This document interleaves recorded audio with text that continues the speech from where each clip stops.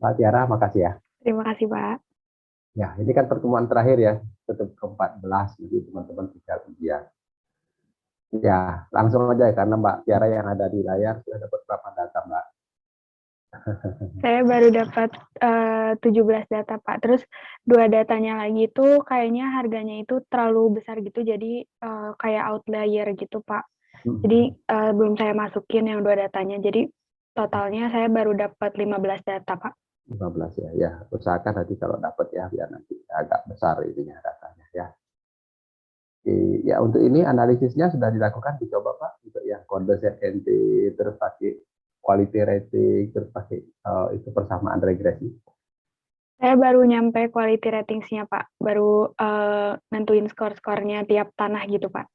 Iya, iya. Untuk yang ini yang paling gampang, yang pertama yang hanya butuh 3 data, yang kode ZNT yang ada di rumahnya Mbak Tiara. Justru belum ya. Belum, Pak. Itu dulu yang dilakukan ya. Baik, Biar Pak. teman-teman ngerasain gitu loh ya. Bedanya nanti dengan hasilnya ya. Kan kita cuma butuh 3 data ya, butuh 3 data. Udah lakukan perbandingan penyesuaian dari 3 data yang menurut Pak Tiara paling sesuai ya dengan ya satu aja deh paling tidak ya, kode ZNT yang ada rumahnya dulu deh ya, yang ada rumahnya coba kita nilai dulu. Baru nanti kita mencoba dengan menggunakan quality rating, terus kita bandingkan hasilnya ya. Hari ini nanti saya akan berdiskusi sedikit dengan teman-teman terkait dengan analisis assessment sales ratio. Mungkin teman-teman sudah belajar ya sebelumnya ya, assessment sales ratio, mungkin saya akan ulang aja. Oke Mbak Tiara, makasih ya. Ya, Terima kasih kembali, Pak. sama-sama ya. Mas Lutfi,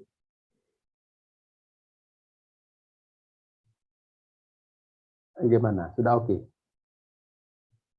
Saya Pak ya. Iya. Saya masih ini sih Pak. Aduh gimana ya, bingung juga ya. Masih apa ya, regresi berganda sih Pak. Saya quality rating di akhir dulu, maksudnya saya lebih baik milih regresi berganda dulu. Kalau nirnya mungkin udah, tapi untuk wilayah saya aja gitu Pak. Iya, Untuk iya, nggak wilayah saya. apa-apa. Ya, ya. Ya, oke, nggak ada masalah. Ya, nanti dicoba ya. Oke, ya. Jangan sampai nanti pas ujian kelabakan gitu di sini. Ya. Oke, Mas Arya, Saya udah 30 data tapi masih baru regresi, Pak. malah regresi dikerjain duluan ya. Iya. Iya, paling gampang sih itu, emang dapat data, sikat aja udah. Nanti kita cek gitu ya, apa uji tanda, terus nanti kita lihat uji apa R square, baca hasilnya ya. Tapi untuk mendapatkan hasil yang blue, nah itu yang perlu kita ya. Regresi kan kita sama sekali nggak ber apa namanya itu, ke data itu ya, kita nggak ngoyak-ngoyak data lah pokoknya apa yang kita dapat. Oke Mas Arya, makasih. Mbak Putri, Putri Mandar.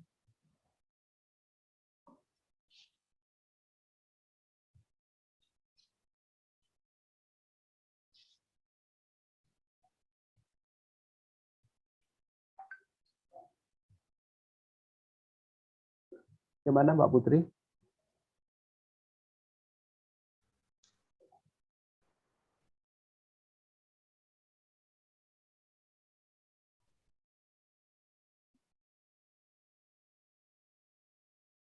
Halo Pak Putri Mandar. Oh, masih nggak ada. Mas Aziz. Sinyalnya di Pak. Mbak Putri. Sinyalnya kayaknya hilang. Oh, udah bergerak ya. Mbak Putri, sampai di mana tadi? Mohon maaf Pak, tadi connecting. Iya. Untuk saya ini baru sampai ke quality score Pak. Ke quality score.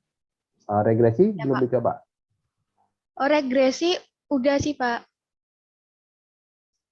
Udah ya. Sudah Pak. Kalau yang ini yang apa namanya, analisis bersama?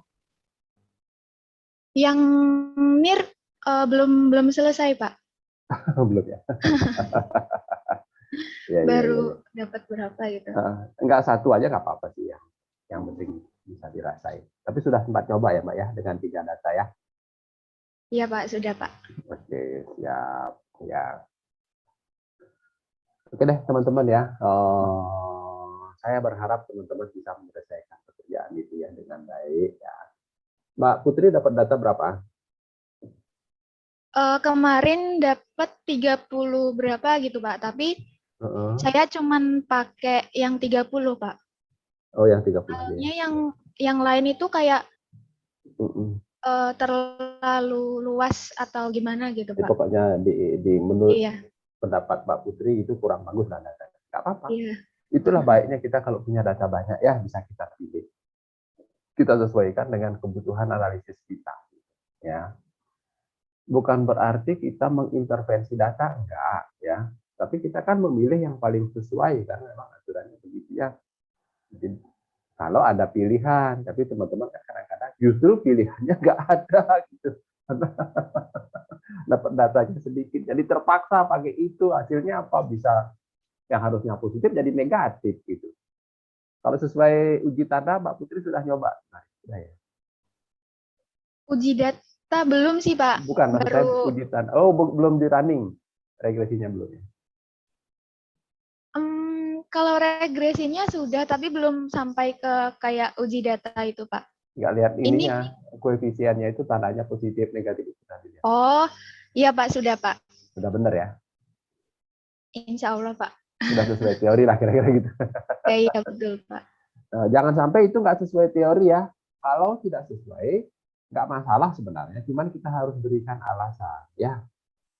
Kan saya sering sekali contoh ternyata di pinggir jalan untuk daerah Ubud lebih murah dibandingkan dengan yang di dalam. Kenapa? Oh, ternyata di belakang itu dipakai untuk sarana ini apa namanya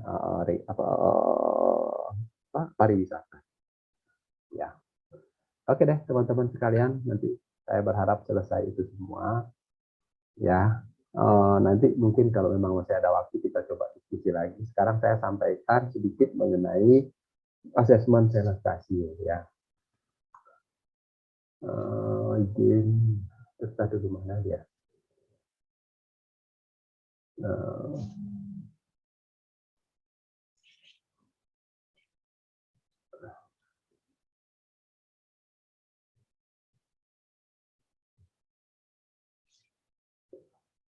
Nah, wajar kalau umpamanya hasil penilaian massal yang tadi kita buat ya, mulai dari membentuk kode ZNT gitu ya. Ingat kan Mas Bayu, Pak Putri, Mas Arya di awal kan saya ajak membuat peta ZNT ya. Peta ZNT itu kita buat berdasarkan perbedaan dari nilai menurut kita, hipotesis kita gitu. Ya. Habis itu bisa kasih kode dan kodenya itu kita analisis. Nah, setelah kita analisis kan akan ada nilai-nilai yang berkelompok. Kode AA NIR-nya berapa? 200 per meter persegi. Ya sudah, di wilayah AA itu ya 200. AB, umpamanya 500, ya sudah di wilayah AB itu 500. Itu hasil kesimpulan kita. Nah, sekarang kita akan cek apakah hasil itu memang sudah benar. Ya, maka yang paling benar kalau kita mendapatkan data itu jadi wilayah kode yang kita buat. Kayak tadi ya, kode AA, kita dapat 3 data di situ. Ya sudah, itulah harga pasar dan itulah cerminan NIR-nya. Makanya data itu langsung kita rata-ratain aja gitu. Ya, kan berbeda kalau kita dapat di tempat lain. Begitu kita dapat di tempat lain, kita harus menyesuaikannya. Nah, menyesuaikannya itulah kita sebagai penilai masuk ke situ yang saya bilang mengintervensi data itu gitu. Dan itu sangat subjektif. Nah, itulah mungkin akan menyebabkan adanya perbedaan atau bias di dalam penetapan kita gitu ya. Maka saya ajak teman-teman kalau sudah sempat menganalisis kode atau NIR atas kode yang ada rumahnya. Pokoknya rumahnya Mas Bayu dikasih kode AB. AB itu berapa? Berarti kan namanya 200 ternyata ketemunya. Berarti nilai rumah tanahnya Mas Bayu 200 per meter. Ya kan ya? Kalau kita kalikan dengan luasnya kan ketemu itulah nilai tanahnya Mas Bayu menurut hasil penilaian kita berdasarkan analisis apa yang saya sebut sebagai analisis tradisional. Terus kita coba dengan menggunakan data yang lebih. Kalau tadi kan cuma 3 data kan ya. Kita pakai data yang lebih, kita pakai quality rating, kita buat persamaan.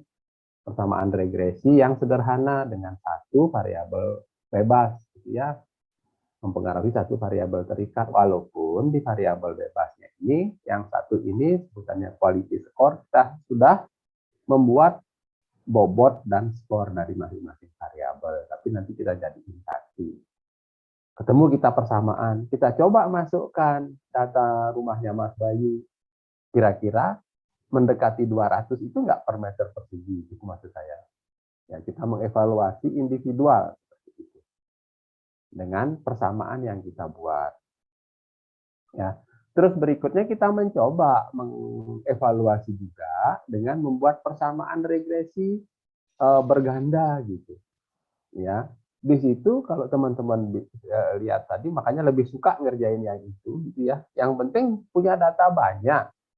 Kita nggak mengintervensi data sama sekali. Data itu langsung aja kita run gitu ya, istilahnya kan di running gitu ya, di regress gitu. Ketemu persamaan. Dari persamaan itu ya kita cek dulu lah apakah persamaan itu sudah sesuai dengan teori atau belum. Ya, kalau sudah sesuai dengan teori terus kita cek apakah secara bersama-sama variabelnya itu sudah signifikan berpengaruh terhadap nilai apa belum. Kalau belum signifikan, yaitu yang saya bilang tadi, bisa kita tambahin variabel, bisa kita kurangin.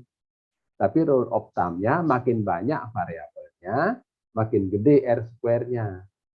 Itu artinya makin signifikan secara bersama-sama.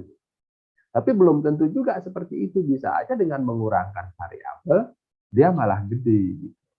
Kalau risikonya begitu kita tambah variabel, kita harus menambah jumlah data. Karena kan secara aturan umum yang sering dipakai oleh kawan-kawan di akuntansi atau di statistik, jumlah data itu adalah 5 kali jumlah variabel. Begitu kita nambah satu variabel, minimal ya 5 data yang harus kita tambah. Gitu. Nah, permasalahannya kan datanya teman-teman agak sulit mendapatkannya untuk daerah-daerah tertentu ya. Ada juga yang dengan gampang mendapatkan data. Nah, itu kita pakai untuk mengevaluasi secara individual atas rumah kita. Nah, sekarang untuk evaluasi hasil penilaian massal seperti apa gitu ya. Ini secara keseluruhan ya, biasanya mencerminkan untuk wilayah yang cukup luas, tergantung penelitian kita, mau kita persempit, mau kita luasin, karena ini juga dimungkinkan untuk satu wilayah kerja, umpamanya kabupaten. Bisa juga per desa gitu ya. Kalau kita mau lebih sempit ya, data di desa itu ya harus banyak. Makanya saya bilang kalau teman-teman di desa itu dapat 30 data, nah semuanya bisa kita kerjakan, termasuk yang ini. Gitu. Jadi kita nggak perlu lagi mencari data. Ya, karena sudah data itu yang kita pakai. Nah, ini tujuannya adalah untuk menguji akurasi hasil penilaian terhadap proksi nilai pasar. Gitu, bilangnya. Nah, proksi nilai pasar ini kita pakai apa? Ya itulah, kita silahkan pilih. Umumnya sih yang kita pakai adalah NJOP yang ditetapkan. Ya, makanya saya bilang ke teman-teman, kalau memang sudah dapat data, tambahkan satu data NJOP gitu ya, data NJOP. Ya, karena nanti yang umumnya kita bandingkan itu. Kalau umpamanya saya minta untuk menghitung semua hasil penilaian teman-teman, kode ZMP-nya semua ketemu, ya bisa kita pakai aja hasil penilaian masing-masing kode. Umpamanya Mas Ajis bikin AA sampai dengan BZ umpamanya. Ya, seluruh wilayah kerjanya ini udah ketemu semua. Ini 100 umpamanya dalam ribuan ya. Ini 120, ini mungkin 80 dan seterusnya deh. Nah, ini bisa kita pakai sebagai assessment-nya. Atau ya betul, assessment-nya. Ya. A-nya S-nya yang mana? Ininya. Yaitu data pasar yang teman-teman peroleh. Nah, begitu ya. Jadi bisa kita bandingkan data 1 ketemunya di mana. Data 1, umpamanya data pasarnya berapa? 200. Dia adanya di kode ini. Ternyata 80 A-nya. Ini S-nya, ini A-nya. Terus data 2 dan seterusnya sampai data 30 pokoknya kita tahu data. Data 30 harga pasarnya berapa? 70 pokoknya. Ketemunya di mana? Oh, ketemunya di sini 80 dia. A-nya 80. Nah, itulah nanti yang akan kita coba hitung. Kalau sudah ini dikerjakan semua. Jadi kalau enggak, biasanya kita pakai NJOP. Yang penting kita sebut di dalam laporan hasil penelitian kita itu. A-nya kita peroleh dari mana, S-nya kita peroleh dari mana. Nah, begitu ya. Itu yang harus kita sampaikan ya. Alatnya apa? Yaitu analisis asesmen rasio. Nanti kita akan coba. Ya, yang pertama kita lakukan adalah membandingkan antara A dan S-nya. Ya, bandingkan masing-masing. Makanya di sini namanya data 1 ketemunya di sini. Apa? Di 80 ini, Mbak Mas. Oh, ini betul. Berarti kan A per S-nya tadinya 80 per 200. Berapa itu? 30% ya. Kurang lebih segitu. Berarti masih jauh. Ya, kita pernah buat SE itu kalau zaman Pak Harno minimal ini 80%. Nah, kalau di ukuran ininya dia kan plus min 10%. Artinya 90 sampai 110. Dan ada lagi ininya ya, apa namanya, tanda-tandanya ini teman-teman bisa lihat. Di AAU juga ada tulisan-tulisan yang lain ya, yang terkait dengan standar. Kalau masih di sekitaran ini ya dianggap sudah wajar. Ya, tapi kalau masih di bawah, nah itu masih under value. Itu kalau kita cek secara individual. Nah, ini kan akurasi hasil secara keseluruhan. Makanya tadi saya bilang yang paling akurat ya individual itu yang kita akurasi.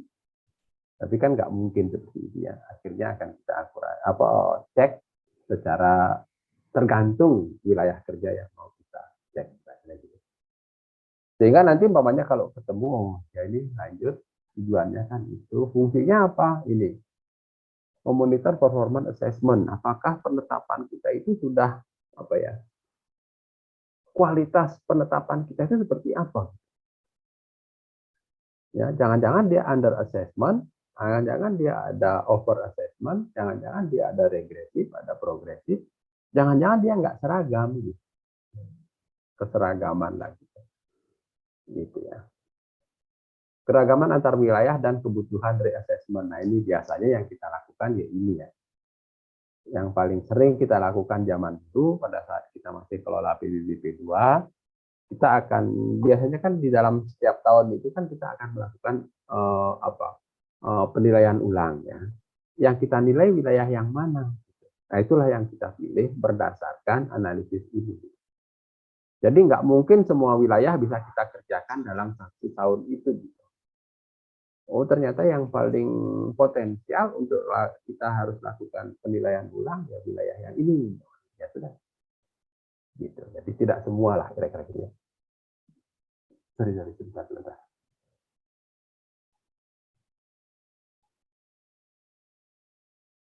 Bentar aja.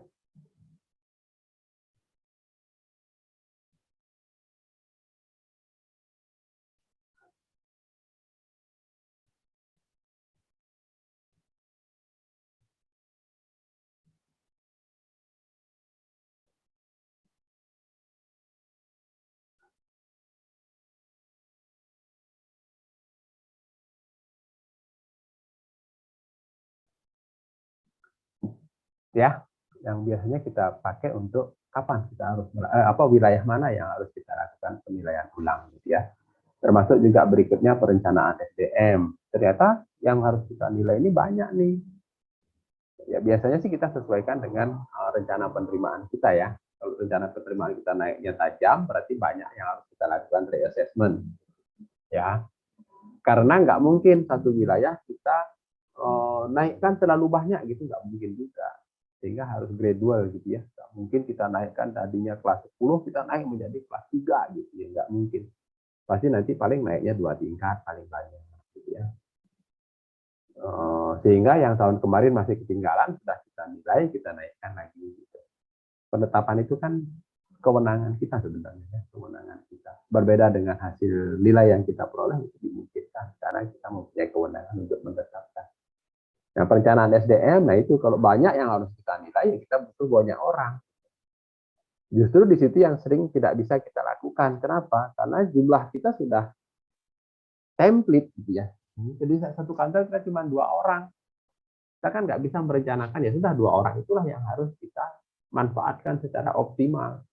Berarti mungkin oleh kepala kantor tugas yang lain dikurangin gitu ya, dan waktu pengerjaannya lebih dipanjangin gitu. Semuanya biasanya 3 bulan jadi 4 bulan atau 5 bulan, sudah diberikan mereka surat tugas untuk melakukan penilaian massal atau reassessment tadi gitu ya. Nah, ini nanti kita akan bisa tahu nilai keseluruhannya berapa, rencana penerimaan kita berapa gitu ya. Jadi memangnya rencana penerimaan kita 100, nilainya jangan sampai 100 juga gitu ya. Ini istilahnya sudah kelelep kita gitu, nggak bisa kita bernapas lagi. Berarti ini harus kita naikkan sehingga potensinya mungkin menjadi 130. Nah, ya, sehingga dengan collection tertentu, collection rate tertentu, kita bisa mendapatkan 100 ini gitu ya. Jadi pokoknya 130, rencana penerimaan kita cuma 100. Jadi kita bisa bernapas istilahnya. Karena jarang ya collection rate-nya itu di atas 100% itu jarang. Malah cenderung banyakkan di bawah 100%. Itu bisa kita lihat rata-rata secara keseluruhan ya. Oh, di sini ini daerah ini 80%. Berarti kalau itu kita harus ada upgrade ini di atas itu sekitar 20%. Itu sih. Langkah-langkahnya sama dengan penilaian ya. Jadi kita ngumpulin data, ada datanya tapi 2 ya, data pasar sama NGOP. Atau hasil penetapan. Hasil penetapan ini boleh yang teman-teman lakukan sendiri. Nilai yang sudah dibikin tadi gitu ya. Kalau sempat sudah ngerjain, pakai aja yang itu. Karena ini kadang-kadang kan kita agak sulit sekarang ya. Kan kita harus ke Pemda gitu ya. Ya, ini agak berat lah kita ya. Dan juga teman-teman harus pergi ke sana untuk nanyain satu-satu, itu kan repot. Ya sudah, kita coba aja. Kita anggap aja nilai ini adalah penetapan yang kita pakai assessment-nya ya. Hitung masing-masing, terus kita lihat distribusi frekuensinya seperti apa. Nah, kita lihat tendensi sentral, biasanya itu kita lihat dari 3 hal tadi ya, nilai tengahnya, rata-ratanya, rata-rata pertimbangnya. Baru kita ukur variabilitasnya, coba kita lihat hasil evaluasinya seperti apa. Nah, coba kita lihat. Nah, ini ukuran-ukuran masing-masing ya teman-teman ya. Kapan dianggap over assessment? Nah, ini bisa kita lihat dari rata-rata dibandingkan median. Dari assessment sales ratio yang kita cari pertama kali ya ini dulu. Kita bandingkan dulu A per S-nya. Nanti A per S, A banding S-nya ketemu, kita cari rata-ratanya, kita bandingkan dengan mediannya. Kalau dia lebih besar berarti over assessment. Ya, berarti rata-rata di tempat itu ditetapkan lebih tinggi dibandingkan dengan harga yang seharusnya. Ya. Itu kan kembali lagi dengan kurva normal itu yang begitu. Yang begitu. Squeeze istilahnya ya. Kalau dia ini kan median ini. Berarti kalau lebih banyak di sini, berarti dia kan bentuknya gitu ya. Jadi mediannya ada di sini lebih banyak di sini. Jadi lebih banyak yang lebih tinggi gitu ya. Over assessment atau sebaliknya ya, rata-rata lebih tinggi dari median, itu dia under assessment. Jadi yang di wilayah sana cenderung dinilai secara rata-rata lebih rendah ditetapkan lebih rendah dibandingkan dengan harga pasar. Nah, dia berada di sebelah kiri dari median. Itu untuk mengukur. Nah, yang paling sering kita pakai dulu yaitu aja. Ya, kita bandingkan itu, kita lakukan reassessment. Kalau dia under assessment, nah, itulah yang kita cari. Biasanya yang under assessment itu dari daerah-daerah yang berkembang sesuai dengan teori biasanya ya. Makin banyak disiapkan fasilitas atau wilayah itu semakin berkembang, umumnya harga tanah akan naik. Begitu harga tanah akan naik, umumnya nilai tanah akan naik. Jadi sebenarnya kuat kita untuk membuat alasan menyatakan bahwa daerah itu under assessment, gitu ya. Sehingga perlu kita lakukan penilaian ulang. Jadi nggak usah kita cek ke sini juga udah kita tahu, begitu di sana dibangun fasilitas, CBD-nya baru, jalannya baru, bawahnya, ya sudah harga tanah pasti akan naik, NJOP-nya pasti akan naik. Udah kita arahkan ke sana aja untuk penilaian. Gitu. Gampangnya seperti itu gitu ya. Terus ada yang regresif, ada yang progresif gitu ya. Regresif itu penilaian apa disebut regresif gitu ya. Apabila rata-rata lebih besar dari rata-rata tertimbang. Nanti kita lihat ya, rata-rata tertimbang bagaimana. Regresif itu ini properti bernilai relatif lebih tinggi ditetapkan NJOP-nya lebih rendah. Namanya ada satu wilayah yang nilainya kalau kita hitung rata-rata 1 juta. Wilayah lain ada yang rata-rata 500. Nah, untuk yang 1 juta itu nilainya ya, rata-rata nilai 1 juta, ditetapkan sebesar 700. Berarti kan dia cuma 70% dari nilainya ya. Terus untuk yang nilai rata-rata nilainya itu 500, ditetapkan sebesar 480. Berarti itu kan 96%. Artinya yang wilayahnya nilainya rata-rata lebih rendah ditetapkan lebih tinggi dibandingkan dengan wilayah yang rata-rata nilainya lebih tinggi. Nah, itu yang disebut dengan regresif. Ya. Kebalikannya, dia disebut dengan progresif. Ya. Properti yang relatif bernilai lebih tinggi ditetapkan dengan NJOP yang lebih tinggi. Kayak tadi, yang rata-rata nilainya 1 juta ditetapkan 900, berarti kan 90%. Terus untuk yang 500 rata-ratanya ditetapkan 250, berarti kan 50%. Berarti yang nilainya rendah rata-rata ditetapkan lebih rendah dibandingkan dengan objek yang rata-rata nilainya lebih tinggi. Ya, kalau kita ngomong rata-rata itu berarti kan secara umum gitulah ya, secara umum. Ya, general lah gitu ya, kita ngomongnya seperti itu. Bagaimana untuk yang 2 itu, apakah kira-kira bisa dipahami untuk pengujian yang 2 tadi? Izin sebelumnya biar saya nggak lupa. Ya, saya kemarin kita lewat itu absennya, tapi belum dimintain itu.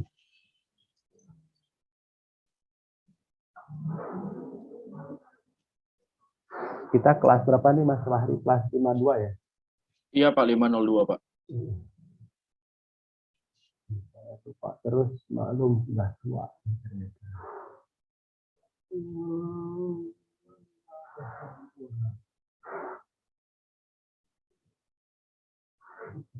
Tambah 24.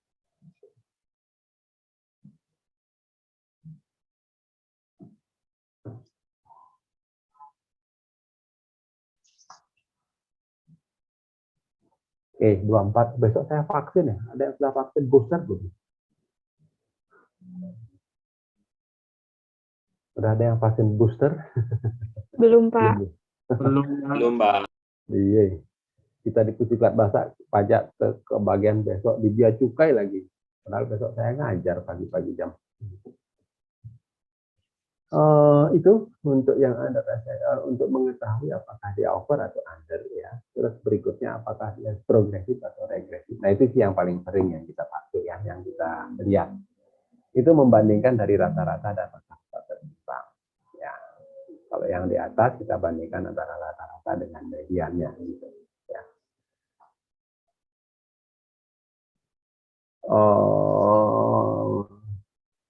Kalau yang ini. Nah ini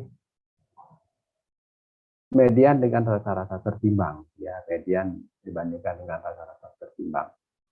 Apabila rata-rata tertimbangnya lebih besar dibandingkan dengan median, nah itu disebut over assessment dan cenderung bersifat progresif, gitu ya.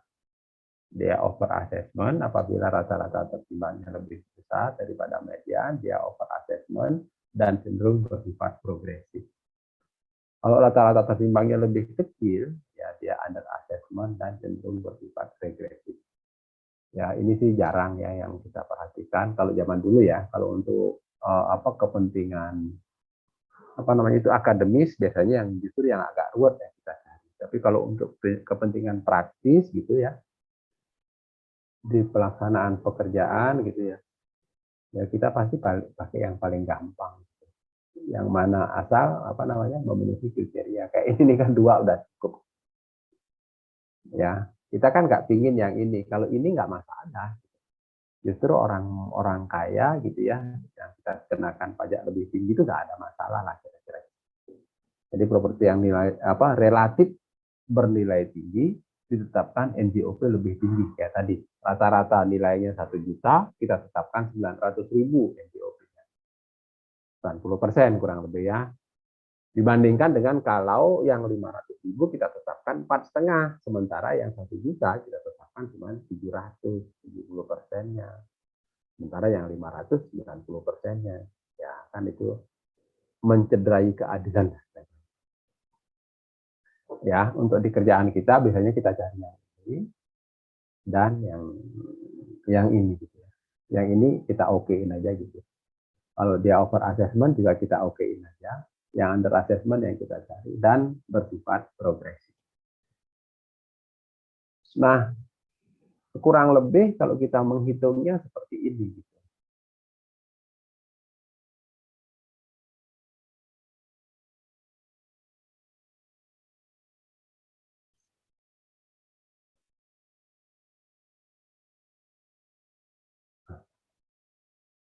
Mediannya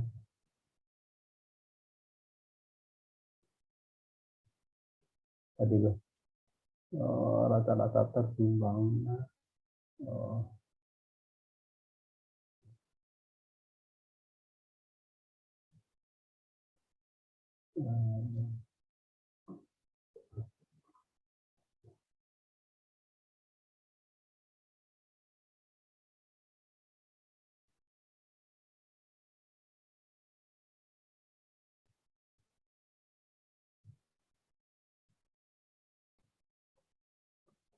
saya kok bisa untuk mendapatkan negatif minus dari mana ya?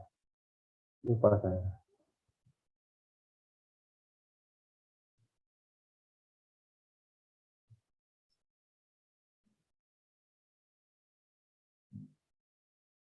Oke, sebelum sampai ke sana sambil saya pikir. Biasanya kita menghitungnya seperti ini ya, kita buat tabel begini. Ya, nah ini kan harga pasar yang kita hitung, yang kita dapatkan dari datanya. Ini kita dapat dari NJOP biasanya. Kita lihat dari situ. Assessment ini dari NJOP atau yang sederhana tadi yang dari teman-teman hitung sendiri. Kita anggap aja itu assessmentnya. Ya. Terus nanti kita bandingkan antara A per S gitu ya. Berarti ini 2 dibandingkan 1. Ini dapat ya semuanya. Ya. Ini ketemu. Terus yang ini selisih antara ini nih A per S dibandingkan dengan media dibandingkan dengan mana ya? Tadi kok saya lupa. Malah kerjaannya sendiri lupa.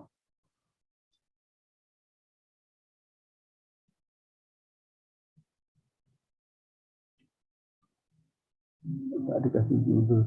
Atau coba sebentar ya. Saya lihat dulu. Jadi malu-malu ini lupa.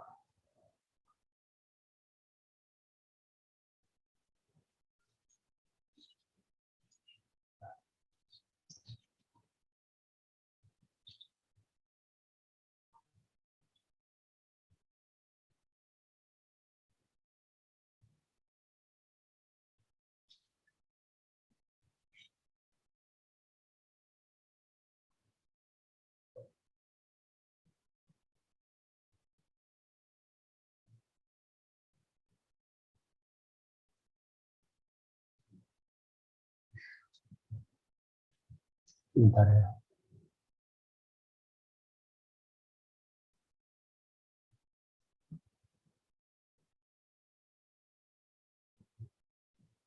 Bisa begitu.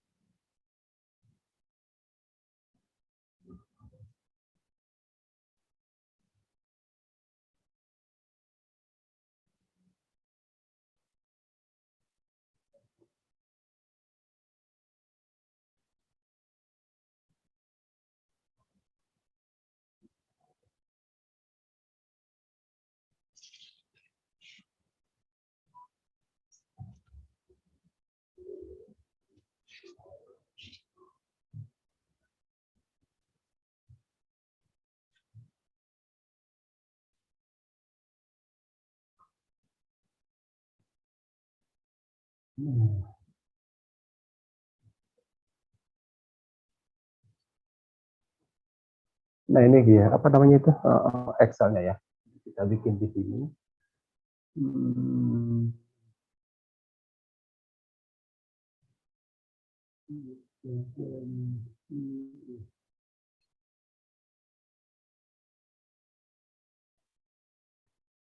Ini nggak usah, ini aja ya.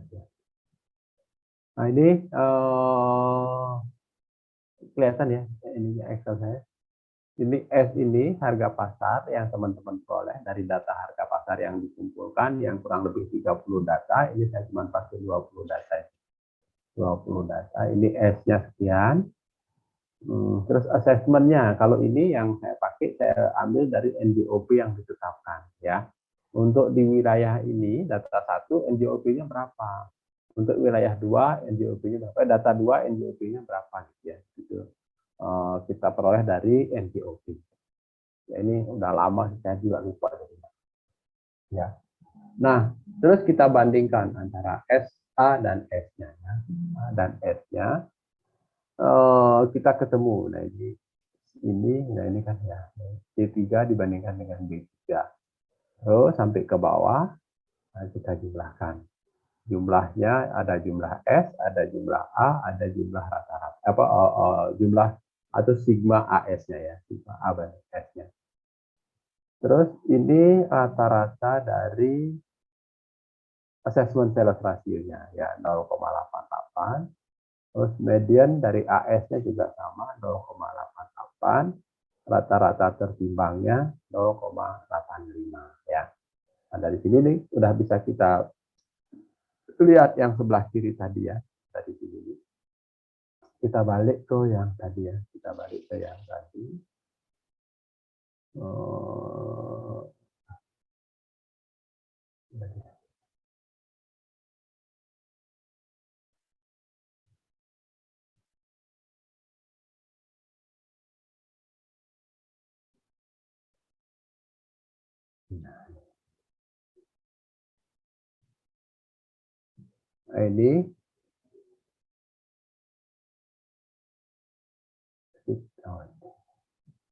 Ini rata-rata masing-masing, ini rata-rata dari S, sorry.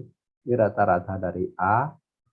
Ini jumlahnya ya, jumlah A, ini S, ini A, ini rata-rata dari A per S-nya.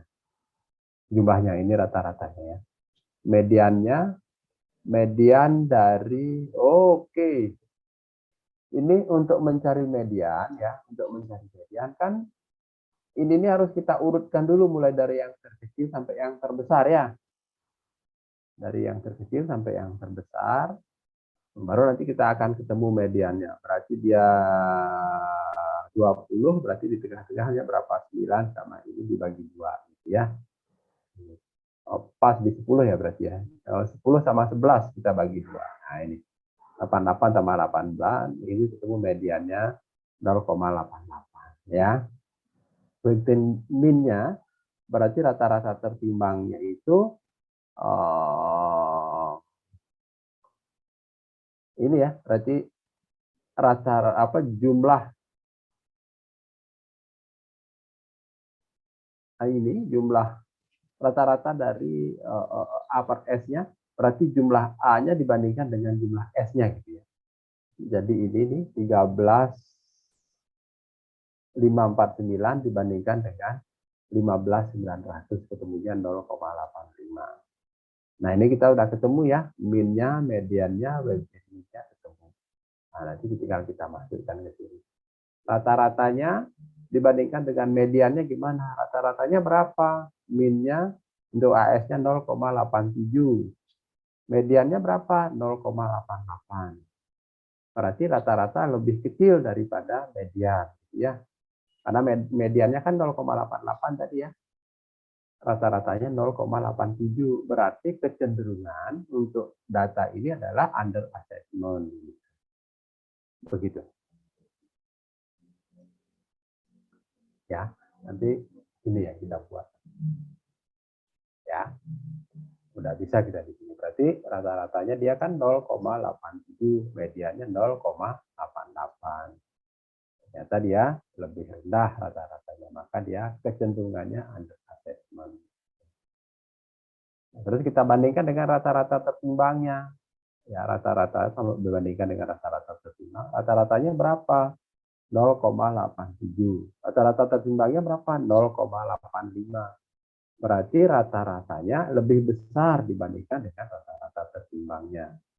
Berarti kecenderungannya adalah ini nih, apa namanya ini? Regresif. Ya. Yang nilainya tinggi ditetapkan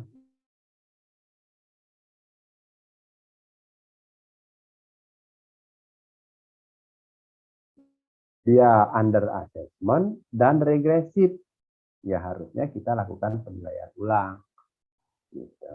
Ya, sehingga nanti apa nilainya meningkat dan juga tidak terjadi gejala regresif seperti ini. Ya. Nilai yang kita lakukan kan untuk menentukan NJOP soalnya nanti kan ya. Nilai yang kita peroleh kan menentukan NJOP. Gitu. Karena kita bandingkan nanti harga pasar dengan NJOP. Kira-kira gitu. Jadi nilai yang kita peroleh mencerminkan NJOP-nya. Harga pasarnya nggak kita ubah dan harga pasar yang sama nilainya kita naikin. Dengan cara gimana? Ya kita lakukan analisis ulang. Mungkin gitu ya, mungkin pada saat kita melakukan penilaian tadi itu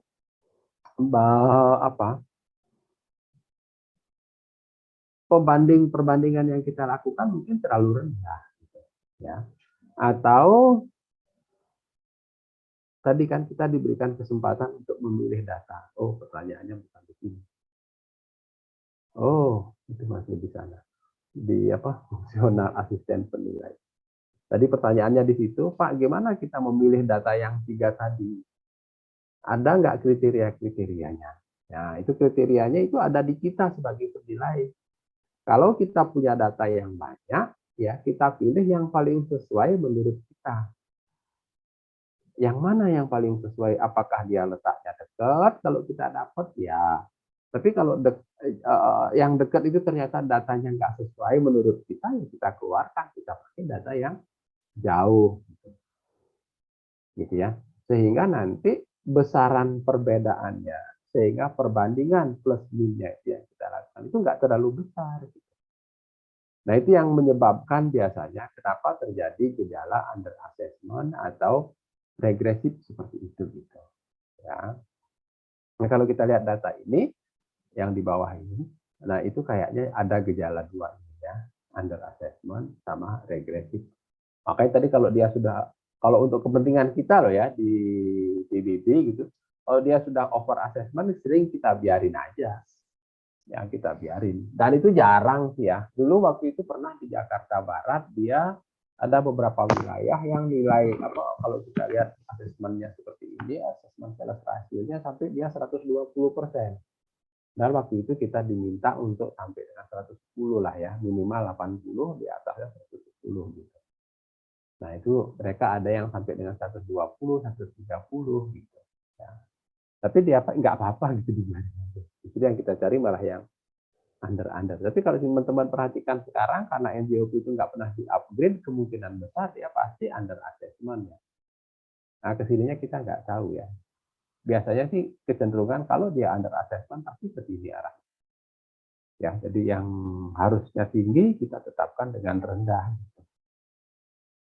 Ya, tinggi itu kan biasanya dicerminkan oleh itu tadi ya, apa? Adanya perkembangan wilayah di situ sehingga nilainya tinggi. Sementara yang kita tetapkan masih di bawah. Itu teman-teman dari saya ada pertanyaan untuk yang ini.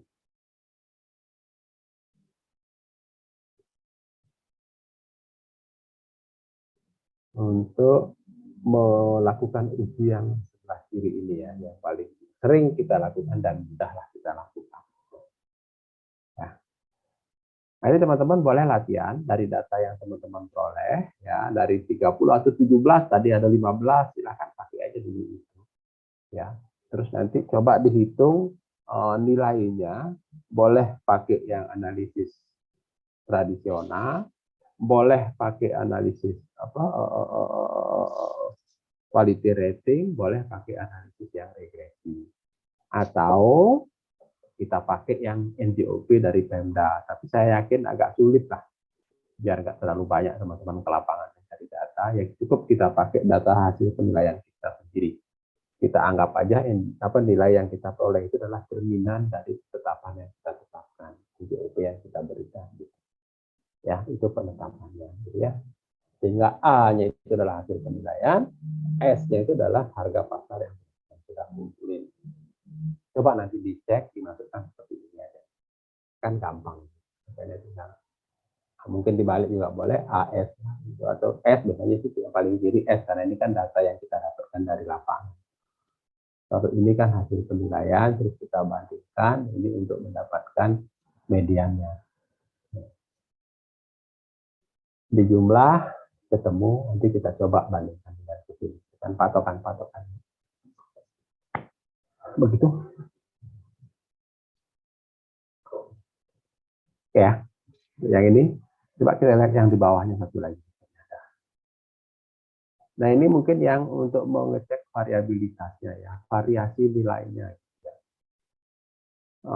Ada dua biasanya yang kita pakai gitu ya, ada berdasarkan COD, coefficient of dispersion gitu ya, mengukur sebaran variasi harga jual terhadap nilai pasar.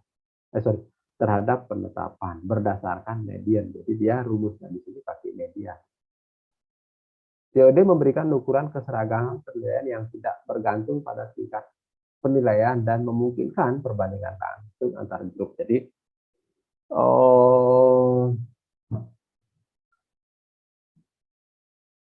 nggak ada hubungannya dengan kesini tadi, dengan yang di sini nggak ada. Nah di sini cuman kita ngecek ya, apakah sudah seragam di situ. Nah keseragaman ini menunjukkan keadilan di dalam pengenaan pajak. Mungkin ada hubungannya sih ya dengan ini regresif atau progresif. Tapi kalaupun dia regresif, kalau sama regresif semua, ya seragam dibilangnya gitu loh. Jadi nggak ini. Kalaupun dia progresif, tapi progresif semuanya masih under value atau yang bernilai rendah dikenakan pajak yang rendah atau nilai rendah dikenakan pajak tinggi. Kalau semuanya sama seperti itu, ya itu seragam dia dalam satu wilayah itu. Makanya biasanya untuk yang ini dipakai untuk melakukan analisis wilayah yang lebih luas. Tergantung juga sih ya, kalau kita mau bikin per kelurahan juga bisa, kita bikin per kecamatan juga bisa gitu. Ya orang biasanya sih membikinnya ini dibagi gitu ya. Jadi kayak Denpasar, namanya ada 5 kecamatan, kita bagi. Kita lihat di masing-masing kecamatan Denpasar Barat seperti apa, Denpasar Timur seperti apa, apakah dia seragam nggak di situ. Ya, Nah, itu juga untuk mengindikasi aja sih sebenarnya, mengindikasi apakah dia seragam atau enggak. Tapi untuk mengetahui mana wilayah yang under value, mana wilayah yang harus kita lakukan pemilihan ulang, kita cari di sini. Ya, kita cari di sini dengan analisis yang ini. Nah, kalau ini cuma seragam. Tapi kalau yang COD dia bilang di sini berdasarkan media. Nanti kita lihat dari rumusnya ya. Atau mungkin sekarang aja. Median. Kalau kita lihat di bawahnya, nah ini temu COD-nya sekian. Ada ukurannya ya. Kalau dia masih di bawah 25%, nah itu dianggap dia seragam. Kalau dia di atas 25% itu kurang seragam. Kira-kira seperti itu. Nah, ini juga 14 ya. Kalau ini dengan apa namanya median, dia ketemu COD, dapatnya 11. Ini dengan kalau yang di sini COV mengukur sebaran variasi harga jual terhadap penetapan berdasarkan rata-rata ya. Ini dengan dia rata-rata. Ini variannya seperti apa? Ketemu ya. Rumusnya yang ada di sini. Kegampangannya kita tahu seperti ini. Ya, ini.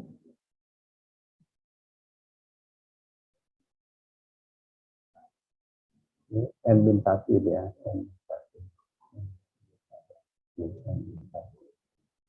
Diakarkan gitu ya.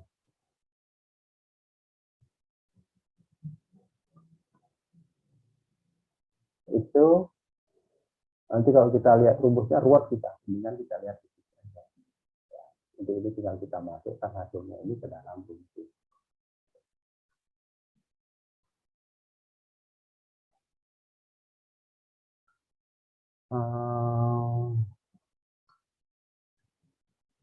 Sampai di sini ada nggak yang mau bertanya? Silakan.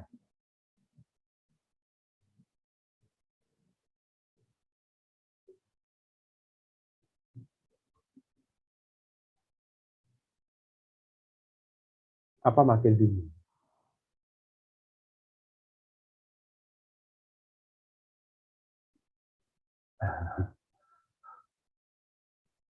Kalau saya sih konsentrasinya yang di atas ya, yang ini aja.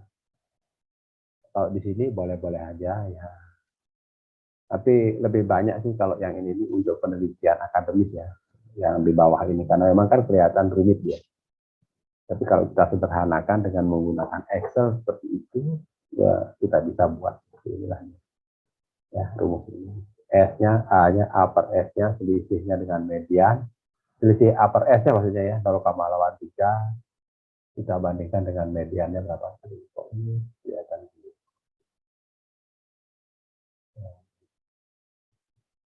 Selisih dengan min, nah ini kan dia pakai min katanya. 0,83 dibandingkan dengan min-nya berapa? Min-nya 0,88, berarti selisihnya 0,05. Terus dikuadratkan, ini dikuadratkan. Ini kan rumusnya begitu. Pakai ini. Dikuadratkan. Ini kan upper S-nya, ini kan min-nya. Ya. Selisihnya dengan min, terus dijumlah, dikuadratkan. Makanya jumlah ini, ya, kita kuadratkan, dibagi N, kita cari akarnya. Ya. Bagi N, dicari akarnya. Inilah dia. Kalikan, ini. Depan 100 per AS. 100 dibandingkan dengan jumlah AS. Udah ruwet ya. Udah nggak usah dipikirin. Ya, kalau saya sih pakai yang atasnya saja dulu. Kita bisa tahu mana yang under assessment, mana yang over assessment, mana yang regresif, mana yang progresif. Itulah kira-kira teman-teman alat analisis yang biasanya kita pakai untuk menganalisis apakah daerah yang kita kerjakan itu perlu dilakukan penilaian ulang atau tidak gitu. Untuk asesmen sales rasio ada pertanyaan nggak? Udah habis belum kan materi? Udah, itu terakhir. Ini terakhir. Mengetahui COP sama COD-nya aja. Ada pertanyaan? Mas Fahri, aman? Bingung karena belum dicoba kayaknya, Pak. Nah, ya itu makanya. Harus dicoba kalau yang ini, Mas. Ya. Nyobanya pakai Excel itu aja tadi, Mas. Ya, masukkan ke tabel Excel itu, yang penting teman-teman bisa ke sana. Udah, rumusnya yang ruwet itu cuma dibaca aja, tapi hasilnya gitu. Suruh ngapalin rumus, saya yakin nggak bisa. Saya dari dulu juga ngapalin rumusnya nggak hafal-hafal. Tapi kalau kita melihat Excel-nya, biasanya lebih mudah. Ya. Dan itu mungkin teman-teman bisa coba nanti cari beberapa tulisan yang terkait dengan itu. Kalau sempat gitu ya, kalau enggak usah. Karena ini waktunya sudah mepet, terus teman-teman masih banyak tugas yang lain, nggak hanya ini materinya ya. Terus juga untuk persiapan ujian minggu depan ya, sudah mulai ujian. Ya, itu ya, silakan nanti dicoba. A-nya boleh pakai NJOP, boleh pakai hasil penilaian. Nah, itu akan bisa kita tahu kalau kita kerjakan semua dulu yang dari awal yang saya sampaikan. Kalau itu nggak dikerjakan, nggak bakal ketemu. Karena A-nya kan nggak ada. S-nya sudah teman-teman kumpulin, tapi A-nya belum. Karena belum dikerjain. Gitu. Ya itu ukurannya sama ya semua ya, rupiah per meter persegi ya. RP per meter persegi. Jadi unit pengujiannya itu harus dibikin sama dulu, jangan sampai berbeda. Nanti kalau berbeda ya nggak bisa kita ini gitu ya, nggak bisa kita lakukan perbandingan, nggak bisa kita uji lah. Istilahnya harus stokastik dulu gitu lah, harus stokastik. Makanya kalau kita ngumpulin data yang runtun waktu kan kadang-kadang kita harus menyesuaikan dengan kita pakai base-nya yang mana. Ternyata di tengah jalan, oh ada resesi, berarti kan nggak mungkin dong datanya sama. Sehingga kita harus sesuaikan dengan sebelum resesi. Kita lihat selisihnya, di mana gap-nya, kita samakan. Jadi data setelah resesi kita ubah. Menggunakan patokan-patokan itu. Bis-nya pakai apa. Begitu ya. Ada yang mau bertanya? Secara keseluruhan dah. Tadi ya. Dengan persiapan karena sekarang teman-teman mau ujian, kalau untuk bocorannya yaitu teman-teman akan disuruh ngerjain pakai yang saya tugasin dari awal tadi. Nanti saya kurang tahu apakah dia hanya menggunakan regresi apa analisis yang tradisional, ataukah harus menggunakan quality rating, atau harus menggunakan regresi. Saya kurang tahu ya, tapi bocorannya salah satu dari itu. Tapi kalau teman-teman udah bisa semua, datanya udah siap, nggak ada masalah. Mau pakai yang mana juga tinggal run aja selesai.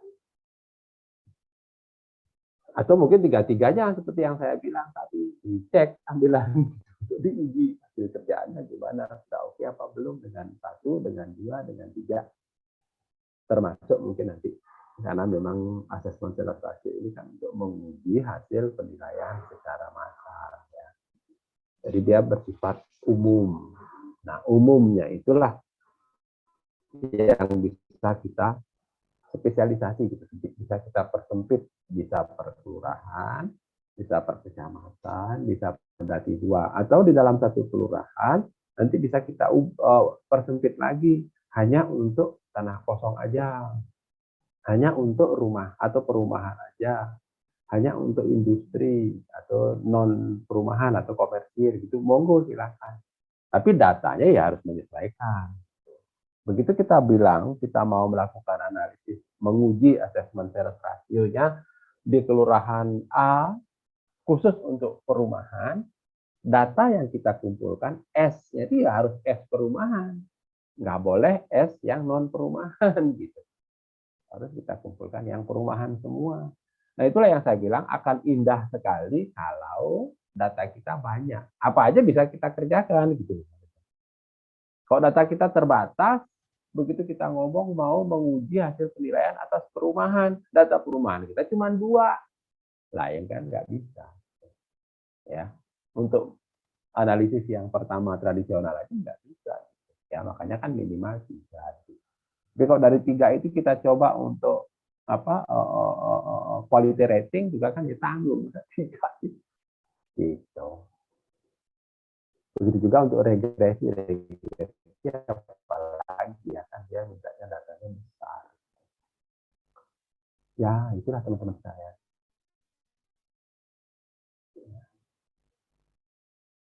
Ada pertanyaan?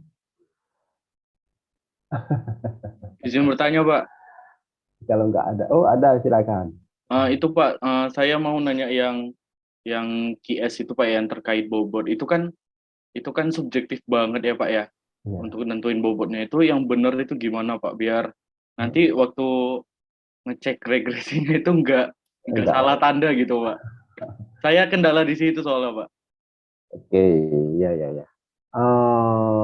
Kalau yang QS apa quality rating kan kita nggak nguji tanda ya Mas. Kelemahannya memang ada di situ sebenarnya ya. Jadi kita nggak nguji tanda, cuman pada saat memberi bobot dan skor itu memang betul ya sangat subjektif. Untuk menghindari unsur-unsur subjektif tadi, biasanya kita memberi bobot maupun memberikan skor, mulai dari pemilihan variabel, itu kita lakukan diskusi panjang ya. Diskusi panjang bisa melalui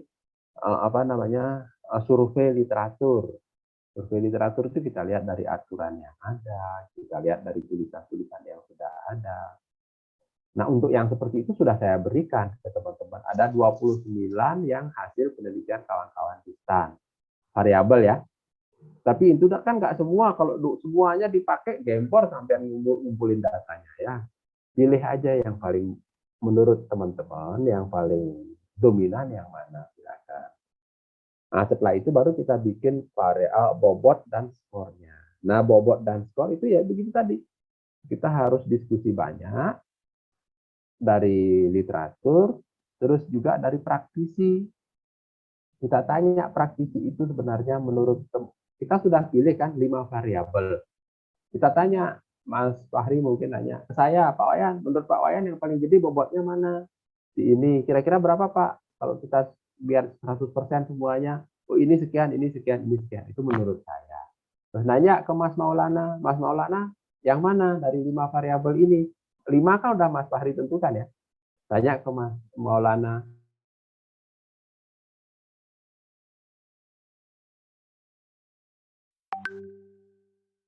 Sama satu lagi Pak. Ya. Kalau yang untuk nilai yang metode tradisional tuh Pak, yang kita kan merata-ratakan dari data pembanding yang satu zona CNT kita. Nah, kalau dapat ya. Ya, kalau misal di dalam satu zona CNT itu 4, itu yang dipakai apa? 3 terbaik atau 4-4-nya itu dipakai ya Pak buat Kalau rata-rata? menurut Mas Adit datanya semuanya bagus, kita pakai 4 juga nggak apa-apa. Tapi kan minimal 3 gitu ya. Kalau boleh lebih dari 3 ya nggak masalah. Kalau menurut kita data itu baik semua. Kadang-kadang kan belum tentu Mas. Iya, Pak. Ternyata yang satu ini dijual dari orang tuanya ke anaknya atau dijual ke mantunya. Nah ini kan nggak cocok.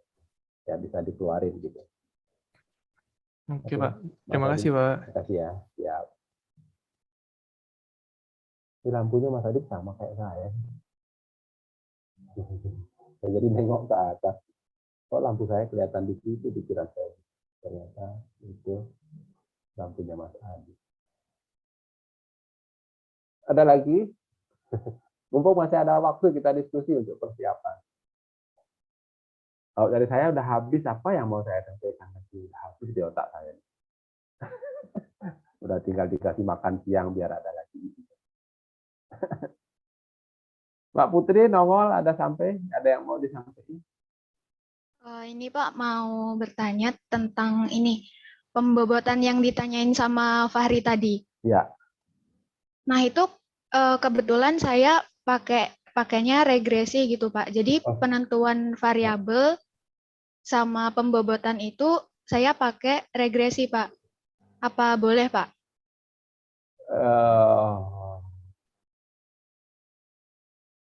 Jadi di awal itu saya menggunakan coding gitu Pak di datanya. Terus saya regresi, terus menentukan variabel sama itunya, sama pembobotannya itu saya pakai regresi tersebut Pak. Oh, Iya. jadi menyesuaikan dengan hasil regresi ya. Betul, Pak. Kalau dia tandanya positif, berarti ya pada saat kita memberikan bobot itu juga harus begitu gitu ya. Iya, Ya Pak, nggak ada betul, Pak. masalah, Mbak.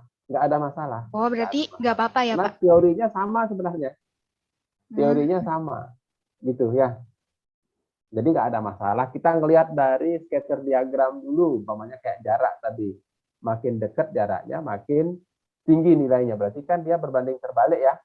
Jadi kan gambarnya iya. turun gitu kan ya. Nah, berarti nanti pada saat kita memberikan bobot, jaraknya makin jauh, ya kan ya. Itu kita berikan bobot yang paling kecil. Kayak kemarin kan ada yang di bawah 1 kilo, itu bobotnya 8. Berarti di atas 1 kilo sampai dengan 1,3 itu bobotnya 6 gitu loh. Itu kan berbanding terbalik artinya kan ya. Kecil tapi bobotnya gede gitu. Ya. Nah, itu juga bisa kita lihat dari hasil regresi. Kalau uji tandanya benar. Nah, itu kadang-kadang nanti jadi menjebak dia. Iya, iya. Ya, kayak kemarin ternyata uji tandanya salah, kita samakan di quality ratingnya, ya jadi salah semua. Padahal kalau kita mau kerjakan satu-satu gitu ya, kita mengerjakan quality rating jangan melihat regresi dulu. Jadi kita di sini nggak beliut gitu ya, nggak bingung sendiri gitu. Kalau di sini kan kita di quality rating kan kita berdasarkan teori ini seperti ini, memberikan bobot tuh begini loh. Gitu. Maka dia akan benar secara teori karena kan di situ unsur kita yang masuk kan ya. Pada saat memberi bobot itu kan kita yang masuk di situ kan, kita yang mengintervensi data itu gitu. Sehingga selalu benar dia. Tapi begitu kita regresi, kita nggak masuk sama sekali apa adanya, itu akan menjadi berantakan kalau dia salah. Gitu. Makanya saya bilang salahnya itu kenapa? Datanya yang salah atau teorinya yang salah. Kalau teorinya kemungkinan sedikit lah ya. Kalau datanya salah, datanya itu bisa kita lihat dari mana nih. Jangan-jangan data error yang kita masukkan, yang seharusnya tidak masuk kita masukkan. Yang disebut apa tadi? Data sampah apa sih sebenarnya? Outlier ya, bahasa kerennya outlier. Ya Mbak Putri ya. Baik, Pak. Terima kasih, Pak. Oke ya. Sambil saya kerjain ini ya, apa namanya ini? Portalnya, mumpung ingat. Mas Adit tadi ya. Hadir, Ini Pak. Mas Satria hadir ya? Hadir, Pak. Oke. Nah, ini dari 29 sampai dengan 18 kali pertemuan kita. Kalau memang ada yang belum pernah saya panggil, belum pernah saya sapa, saya mohon dimaafkan ya. Karena itulah bedanya kalau kita di di Zoom sama kalau kita di kelas ya. Jadi bukan ada maksud apa-apa enggak. Jadi kita ya, karena keteledoran saya nggak bisa saya simpan ya.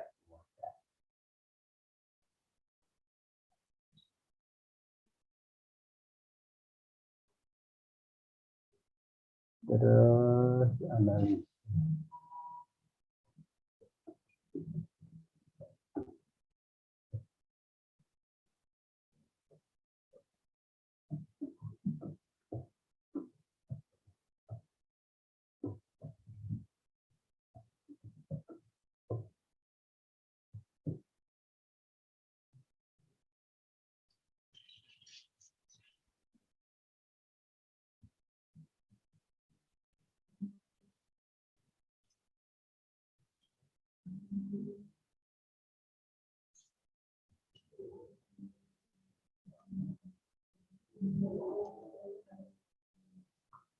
Bagaimana? Ada yang mau tanya lagi? Kalau enggak, silakan nanti teman-teman kalau masih ada yang dipertanyakan sebelum ujian, monggo saya siap. Nanti teman-teman pakai WA boleh, pakai email juga nggak ada apa masalah ya. Silakan nanti sepanjang saya bisa jawab, saya akan jawab. Ya, kalau nggak ada, saya kira untuk hari ini, ya ini pertemuan kita terakhir, saya kira cukup ya sampai di sini. Ya, mudah-mudahan apa yang kita diskusikan selama 1 semester ini bermanfaat ya buat kita semua lah ya. saya menambah ilmu, teman-teman juga menambah ilmu, dan juga barangkali nanti ini bisa bermanfaat buat kita pada saat kita bekerja. Wah, saya baru baca di belakangnya Mas Adi. Iya. Tentu saya yang banyak ini ya, banyak kurang karena saya terus yang ngomong, jadi saya banyak kurang, ya mohon dimaafkan. Silakan teman-teman pakai kalau memang itu ada kelebihan atau bermanfaat buat teman-teman. Kalau enggak, ya diabaikan aja. Tapi ya saya inginnya sih bermanfaat apa yang kita diskusikan. Kalau enggak kan rugi juga kita di kelas ya selama 1 semester ini. Saya kira itu teman-teman. Sekali lagi terima kasih untuk semuanya ya. Saya sekali lagi mohon maaf kalau ada yang belum pernah sama sekali saya sentuh namanya, ya saya mohon maaf. Ya. Kira-kira itu. Selamat siang sampai. Permisi Pak. Yap, silakan. Oh iya. Izin untuk foto Pak. Oh iya, monggo. Sebelumnya Fahri mau menyampaikan satu patah dua kata-kata, Pak. Silakan. Saya pakai teks ini nggak apa-apa ya, pakai ini aja ya. Nggak apa-apa, Pak. Saya ngajar di situ kebetulan hari ini. Silakan Mas Fahri, yang lain. Ya Pak. Sebelumnya saya perwakilan dari teman-teman kelas 502 gitu mau ngucapin terima kasih banyak gitu Pak udah mendampingi kami dan memberikan pelajaran gitu yang sangat bermanfaat untuk kedepannya gitu di 1 semester yang sudah lewat ini sih Pak. Mungkin saya mau mohon maaf gitu Pak, mungkin saya atau salah satu teman-teman yang lain gitu melakukan kesalahan yang mungkin kurang enak di hati Bapak gitu, baik dari ucapan atau perilaku kami gitu Pak. Mungkin itu aja sih Pak, mohon izin untuk foto bareng gitu Pak. Ayo. Ya. Untuk fotonya diambil sama Adit Pak. Katanya Adit, silakan. Mas Adit mau mencurahkan perasaannya juga Pak, katanya Pak, ada kata-kata gitu. Bahkan Mas Adit Arif. Ya mungkin nggak jauh beda sama Fahri Pak. Saya di sini juga sebagai wakil dari kelas mengucapkan terima kasih yang sebanyak-banyaknya atas ilmu dan semua motivasi yang Bapak sampaikan. Mungkin pertemuan ini nggak lama, cukup singkat buat kita walaupun secara daring seperti ini. Semoga apa yang Bapak sampaikan menjadi hal-hal yang berguna baik buat kita semua, berguna buat kedepannya, dan semoga menjadi amal Bapak karena telah mengajari, menyebarkan ilmu dan melanjutkannya. Ya, dan terima kasih. Jika ada yang kurang mengenakan hati Bapak, mungkin perilaku kita atau kesalahan kata, dan mungkin kayak kita nggak on cam karena misal takut ditunjuk gitu ya Pak ya. Saya sendiri pun kadang juga deg-degan kalau kena tunjuk datanya belum siap gitu Pak ya. Saya sendiri pribadi minta maaf ya Pak ya. Iya, justru yang saya tunjuk biasanya yang nggak on cam, yang sudah ada kamera. Jadi kecuali pertama ya yang nongol siapa yang ada di layar. Saya ini tujuannya sih bukan apa-apa ya, jadi apa namanya untuk ini aja lah. Mengakrabkan aja biar kita ini, itulah mungkin itu ya yang perlu ya, sama-sama teman-teman semua yang mudah-mudahan apa yang saya diskusikan, apa yang saya sampaikan itu bermanfaat ya. Amin Pak. Ya, teman-teman ini ditunggu di DJP. Kalau nanti lulus mudah-mudahan ditempatkan di DJP. Saya kurang tahu nanti gimana ya, karena ada pengurangan penerimaan pegawai dulu di DJP, saya nggak tahu untuk tahun depan ini. Tapi kalau di DJP kita masih banyak. Ini saya sekarang lagi ngajar di fungsional asisten penilai yang baru diangkat, yang dari non penilai. Itu kemarin disampaikan oleh teman-teman di kantor pusat, kita masih kurang lebih 600 untuk tahun ini. Kalau teman-teman bisa masuk ke sana kan lumayan. Saya ketemu lama saya lagi pas di kelasnya. Mungkin PJ mau ada yang menambahi? Ya silakan teman-teman. Saya mau mengucapkan, saya mewakili teman-teman dari kelas 52 mengucapkan sangat banyak terima kasih Pak atas ilmu yang Bapak berikan kepada kami. Itu pasti akan sangat bermanfaat bagi kami ke depannya di tempat kerja maupun di tempat yang lainnya. Lalu kami juga ingin mengucapkan permintaan maaf Pak apabila ada kata-kata yang kurang berkenan di hati Bapak gitu Pak. Ya. Terima kasih. Sama-sama Mbak Tiara, sama yang lainnya juga ya, sama ya.